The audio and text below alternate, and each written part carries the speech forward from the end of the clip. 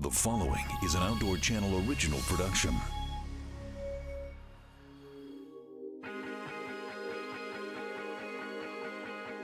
Yeah. Today on Adventure Guides, I take my family to the gorgeous region of Tuscany, Italy, where I fly fish the Tiber and Lima Rivers for European brown trout and grayling.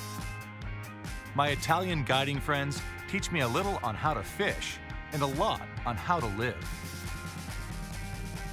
We'll meet Italian guide Nico, who leaves his family behind in Argentina each summer to guide his ancestral waters.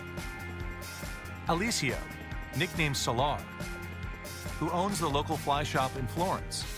And Alessandro, captain of the Italian fly fishing team, who likes guiding the beautiful mountain streams of his homeland. Best of all, we'll catch and release a rare strain of European brown trout called Puccini, captured for the first time on American television. Hello and welcome to Adventure Guides Fishing Edition. I'm your host, John Dietsch. I'm here with my friends and guides, Alessio and Niccolo, here in Italy to fish the Tiber tailwater, one of the best fisheries in all of Italy.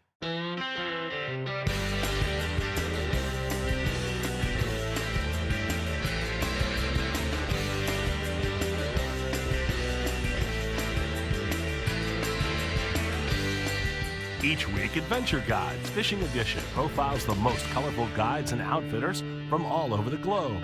Hosted by John Dietsch, fly fishing coordinator in the film, A River Runs Through It. Benvenuto all'Italia. Welcome to Italy. I'm your host, John Dietsch. Fly fishing in Italy is unique. But let's face it, most people don't come here for that. They come here to travel, to check out places like Florence, like Rome, Tuscany. This is one of the most amazing places I've ever been into in my life. There's landmarks like the Ponte Vecchio, museums like the Uffizi, statues like the David. Michelangelo was born very close to here and he's buried in Florence. But what people don't really understand is that there's this fly fishing culture in Florence that's quite unique. Nico and Solar are two of the best known guides in Florence. I'm Alessio Falorni. I'm the owner of Fly Fishing Top, the first and the oldest shop in Florence. Hi, I'm Niccolo Baldeschi, one of the guides out of the Fly Fishing Top in Florence. I started fly fishing at about age 8 thanks to my grandfather. I studied ichthyology at school. This made me a little bit of the black sheep of a family. It's a noble family and it has a lot of history and heritage behind it.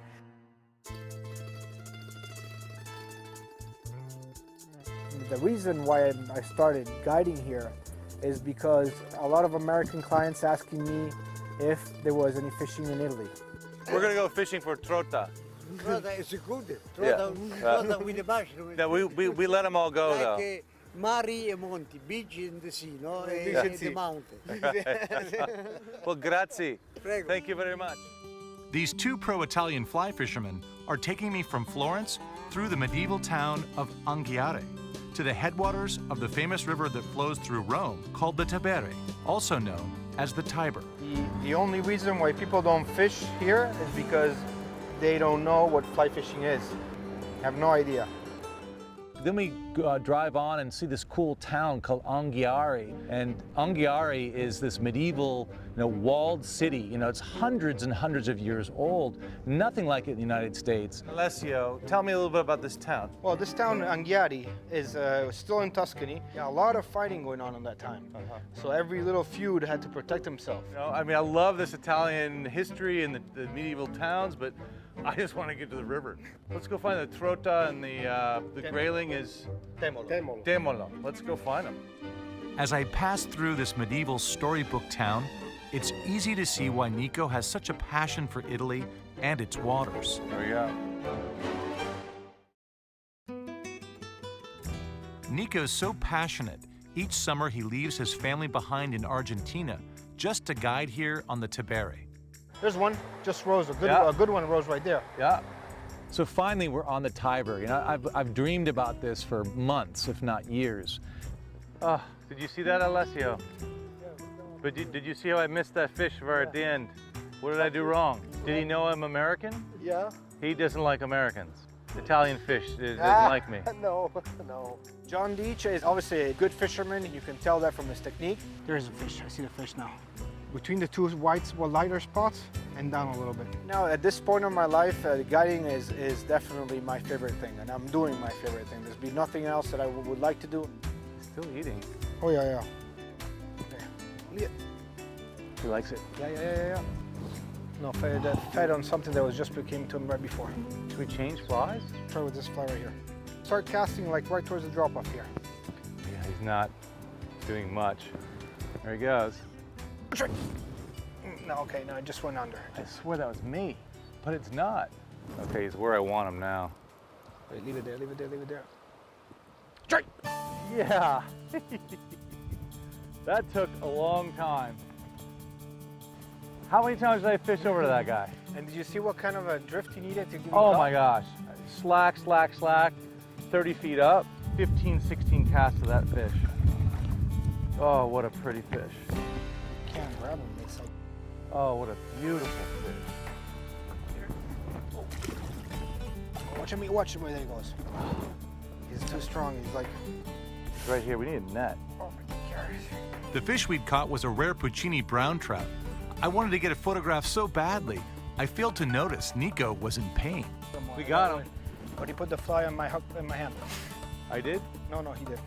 While I felt bad that Nico hooked himself, I secretly hoped it might motivate him to bring a net.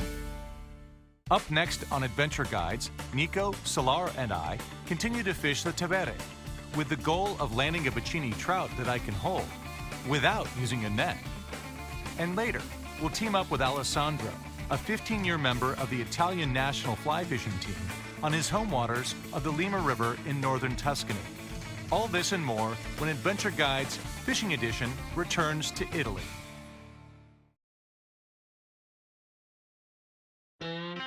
Welcome back to Adventure Guides Fishing Edition. While on a family vacation in Italy, I decided to sneak away for the chance to go fly fishing on the Tiber River in Tuscany with top guide Nico Baldeschi. So you said there's a big fish in here you've caught before. There's the fish. See it, John, right there? Oh yeah. It's a big one. Another European brown. So what are we gonna throw at him? We have a mayfly, but it's tail baby pretty much. Okay. All right, well, let's go after him. Okay. See what I can do. Let's get a little closer. Nico tells me he's hooked this fish with previous clients, but the question remains, if I can fool it with an artificial fly, can I get it in without a net? We looked at it. Hard to tell. What's that? Hard to tell what he did there, what he took, or what he looked at. Take it in. Oh, he's way in. Okay, leave it right there.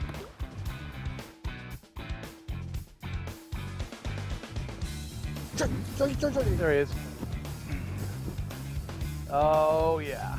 That is a Italian brown, baby. Yeah, you gotta tire him out quite a bit though. He doesn't run, but he's strong. Right. Strong. What a beautiful fish. Boy, it's just amazing. You just sit there and really kind of the cat and mouse game. Oh yeah. What a beautiful fish. Maybe we should go down a little farther. Oh boy, that is a nice fish. You know this. Oh, pulled out. Darn it. That was a big fish though. That Wide was. shoulders on him. Having the opportunity to just cast to a fish like that, get him to take it and to play him, we're gonna let him go anyway. We call that an LDR, which is a long distance release. Ah! As I walk away from the Italian fish that got away, I hope that next time that the Italian fly fishermen will change their minds about nets being best suited for butterflies, not trout. La tratta messicana quella farfalle. No, shake it. Butterfly. So we're fishing, and the next thing I know, everyone says, okay, stop. So I leave the water and I come over to this incredibly set table with beautiful wine that was actually made by Nico's family. And then also this incredible pasta that was made by Solar's mother. You know, and that's just part of the culture, part of the experience being here is just this incredible sense of culture and of treating people like they're your friends. How do you say the one that got away? Alla trota scappata. Padellata. Padellata. Grazie. Prego.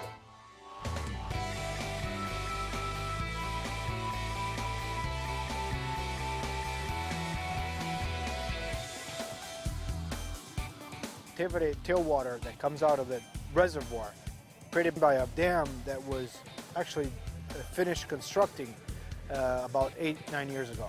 As far as trout population goes, the Tevere River, like all the rivers around here, in their mountain section always had trout and always had the alpine trout. In this case, the alpine brown trout can live at much lower altitude because of the dam and the tailwater. That's a freaking huge grayling. That's like about a 15-inch grayling. Okay, lift it up. There he is. Oh, that's sweet. Oh, he's beautiful. That's about an average. About an average? Oh, it's beautiful. There he goes. Wow. Oh, that's incredible. With a master's degree in the study of fish and 15 years of experience guiding in Argentina, Montana, and of course Italy, Nico is without question one of the most knowledgeable and passionate guides I've ever met. Coming up next on Adventure Guides, we'll fish with Alessandro, a member of the Italian national fly fishing team in the Apennine Mountains near Bagne de Lucca. Don't go away. More Adventure Guides Fishing Edition from Italy when we return. Welcome back to Adventure Guides Fishing Edition.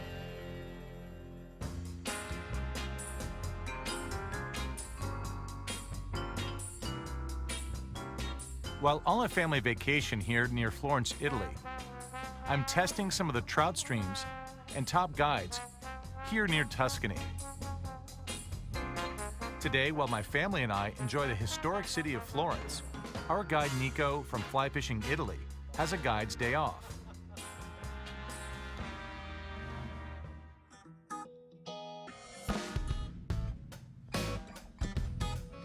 So Nico joins up with his partner Alessandro to fish the Lima, which is Alessandro's home waters, about 2 hours outside of Florence in the Apennine Mountains.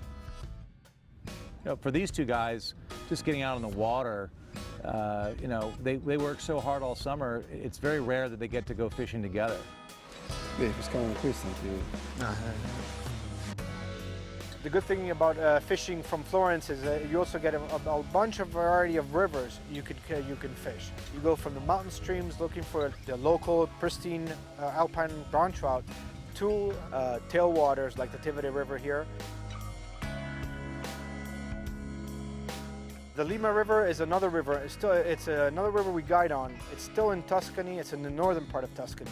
It's a river that comes out of the ski mountains that most of Florentines use in the winter, and it's a mountain river. The Lima River in northern Tuscany lies about 200 kilometers northwest of Florence. A fast-moving mountain stream full of ripples and deep pools, the Lima is known for its plentiful brown trout indigenous to these waters that can grow to gargantuan sizes. The Lima is the river that Alessandro grew up on, and it's where he perfected a technique called check nymphing, which is really a form of nymphing without an indicator. So when a trout is feeding subsurface, you can see the take not by the movement of the indicator, but by the movement of the colored line.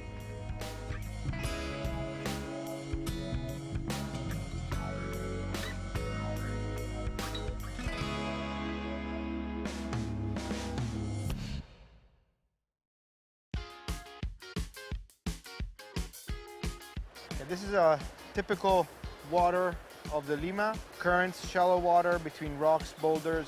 How would you fish this? Usually I use a leader, not too long, and with 2 flies. Cut this knee on the point, cut this pupa, second fly.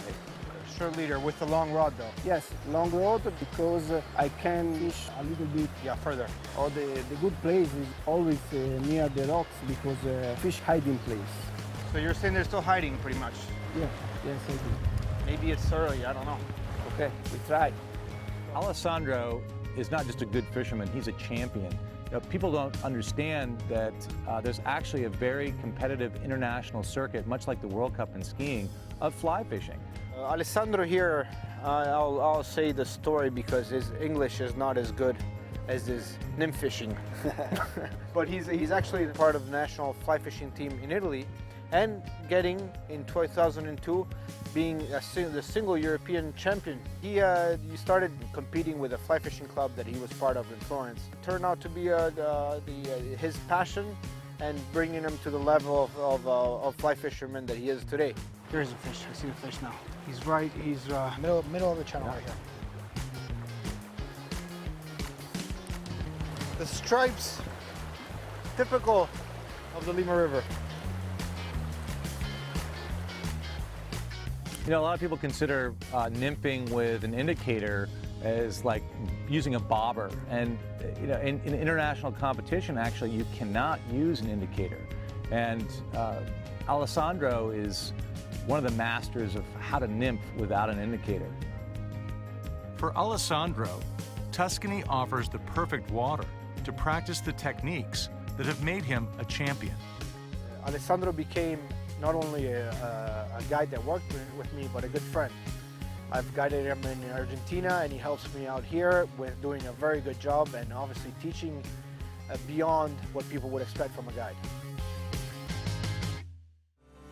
Coming up next on Adventure Guides, I take my friends and family to the Lima, where we fish with our Italian guides. When we fly fish, we put them back. No, but sometimes, Catch and release. Dad, sometimes we don't. Remember when we fly fished and we kept one and we keep it? No, we're not keeping the fish. Why? And later, I return to the Tiber and finally get to use a net to see a Puccini brown trout firsthand. Don't go away. More Adventure Guides Fishing Edition from Italy when we return.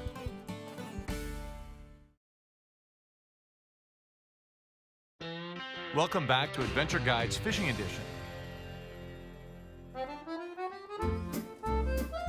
We're here in Tuscany, Italy, where I'm enjoying the art, architecture, food, and culture of Florence, while on a vacation with family and friends. Hi, Johnny. While I hope to also catch European grayling that live here in the Tiber, I have my heart set on photographing a Puccini brown.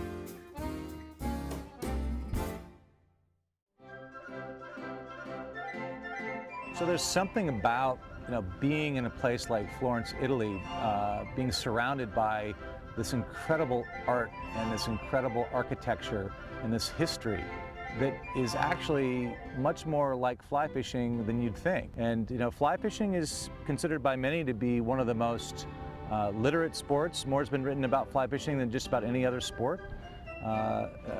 It's also a very artistic form of fishing, if not the most artistic form of fishing. See the David, the Ponte Vecchio, the Uffizi, and all these famous landmarks. But personally, when I know there's big trout to be had nearby, I gotta go out and check it out.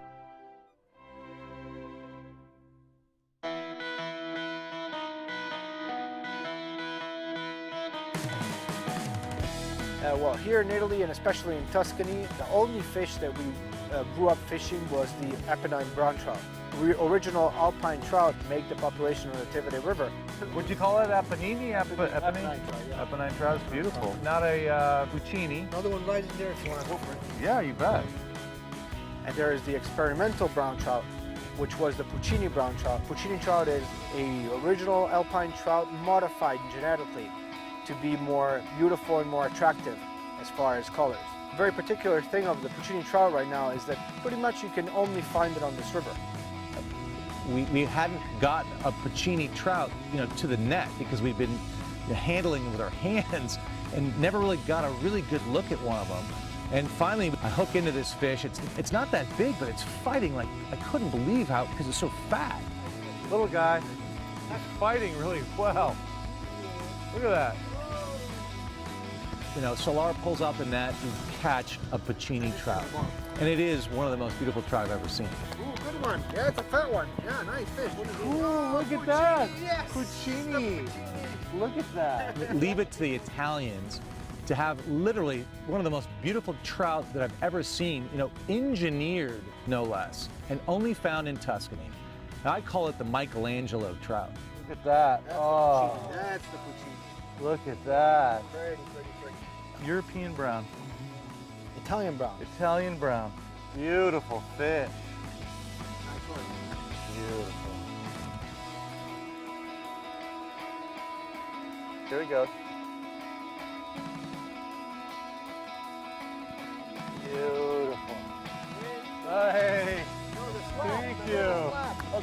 I can give a slap. Wow, gorgeous. All right. Yeah, nice way to end the day.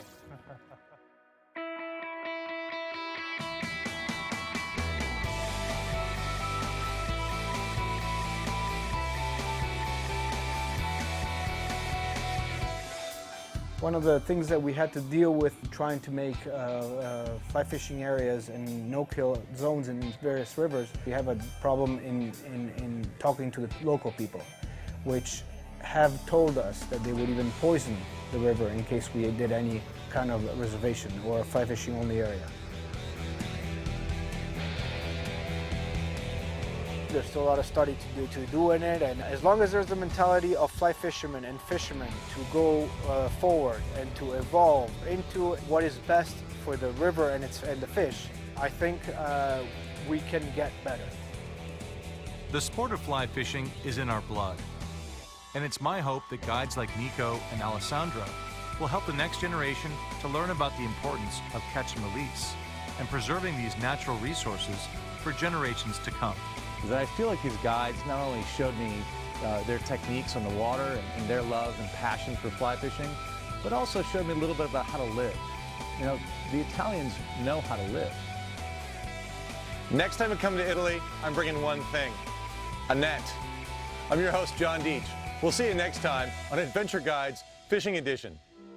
Each week, Adventure Guides Fishing Edition travels the globe in search of great guides and outfitters, like Fly Fishing Top in Florence and flyfishingitaly.com. For more on adventure guides, please go to outdoorchannel.com.